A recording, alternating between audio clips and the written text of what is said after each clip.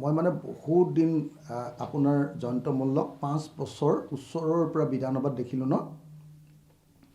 মই ভাবোঁ যে জয়ন্ত মল্লই নকয় কি ছাগলীয়ে নাখায় কি, এই আপ্ত বাক্যটোৱে বোধহয় আটাইতকৈ শুদ্ধ আপ্ত বাক্য হ'ব। মই মন্ত্ৰী হিচাপে আৰু মুখ্যমন্ত্ৰী হিচাপে চবকে বিৰোধী দলবিলাকে আমি চবকে পালোঁ নহয়। তাৰ ভিতৰত অসমৰ ইতিহাসৰ এজন অদৰকাৰী মন্ত্ৰীৰ নাম হ'ল জয়ন্ত মল্লবৰুৱা। তেওঁ প্ৰেক্টিকেল ফিল্ডৰ নলেজো নাই, তাৰমানে তেওঁ বাস্তৱতে তেওঁ নিজৰে যিবিলাক আপোনাৰ কি কয় আপোনাৰ জল জীৱন মিছনৰ আঁচনি লৈছে নহয়, ডাঙৰ আঁচনিকেইখনো আজিলৈকে তেওঁ চাই পোৱা নাই। তেওঁ মানে কেতিয়াও ভ্ৰমণ নকৰে, কি কয় এইটো ফিল্ড ভ্ৰমণ নকৰে, ফিল্ড ভিজিট নকৰে, 1 নম্বৰ। 2 নম্বৰ, তেওঁ আকৌ কিতাপ পত্ৰ পঢ়া শুনা নকৰে, তথ্য পাতিও নাথাকে। গতিকে এফালেদি অধ্যয়ন বিমুখ মানুহ এটা আৰু আনফালে প্ৰেক্টিকেল ফিল্ডত পৰিদৰ্শন কৰিবলগীয়া অভিজ্ঞতা শূন্য মানুহ এটা। গতিকে সেইকাৰণে আমি মন্ত্ৰীসভাই যেতিয়া বিভিন্ন মন্ত্ৰী, কিছুমান মন্ত্ৰী আমি উত্তৰ দিলে মানে সেইটোত আমি ইম্পৰ্টেঞ্চ দিওঁ, কিন্তু জয়ন্ত মল্লৰ নিচিনা চেলবেলাই থকা মন্ত্ৰীয়ে যি উত্তৰ দিলেও আমি পাত্তাই নিদিওঁ। সেইকাৰণে আপোনালোকে দেখিছে নে নাই, অসম বিধানসভাত 2জন মন্ত্ৰী আটাইতকৈ ডাঙৰ ভিলেন।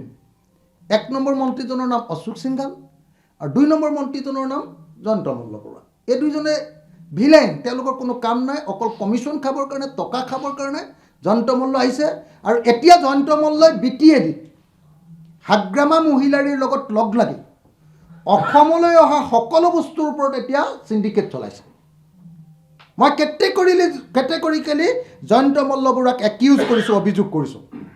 মই নিজে ফোন কৰিও জয়ন্ত মল্লক কৈ দিছোঁ, ফোন কৰি জয়ন্ত মল্লক কৈছোঁ যে জয়ন্ত এইটো কি কাম কৰিছা? বোলে কি? মই বোলো জয়ন্ত তুমি কিয় BTADত আকৌ চিণ্ডিকেট আৰম্ভ কৰি দিলা? বোলে মই কৰা নাই নহয়। মই কোনে কৰিলে? তুমি কৰিছা, মই জানো। বোলে নাই, হাগ্ৰামা মহিলাৰীহে কৰিছে। মই বোলো নাই, তুমি কৰিছা, মই পুৰা জানো। তুমি আমাৰ ইয়াৰ পৰা যোৱা কয়লাৰ ওপৰতো চিণ্ডিকেট কৰিছা, আমাৰ ইয়াৰ পৰা যোৱা আপোনাৰ কি কয় এইটো বিদেশী যিটো কি চুপাৰীৰ ওপৰতো চিণ্ডিকেট কৰিছা, আৰু সেইফালৰ পৰা অহা মহ, গৰু, গাহৰি, পাণ, শাক পাচলি যিমান আহে, ব্ৰইলাৰ মুৰ্গী দানাৰ চবৰ ওপৰত জয়ন্ত মল্লবৰুৱাই হাগ্ৰামা মহিলাৰীৰ লগত লগি